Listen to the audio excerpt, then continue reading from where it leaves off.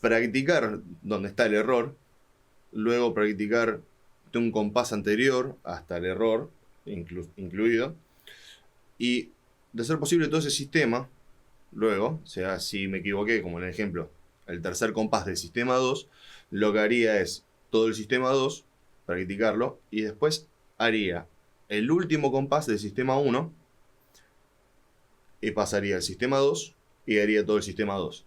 Y si sale bien, seguir.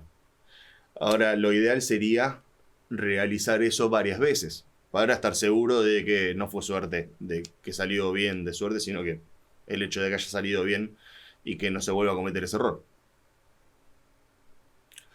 Recuerden descargar el PDF que voy a dejar en la descripción, que el mismo es gratuito. Bueno, no hay nada más para ver de esta lección. La idea es que al principio lo trabajen sin clic, luego lo hagan con el clic. El metrónomo lo único que hacen es asignarle una velocidad y le echan play. Consejo, 80 BPM. O un poco más lento o un poco más rápido, pero trabajen más o menos a esa velocidad. Así que sin más que decirles, un saludo para todos y estamos en contacto. Nos vemos.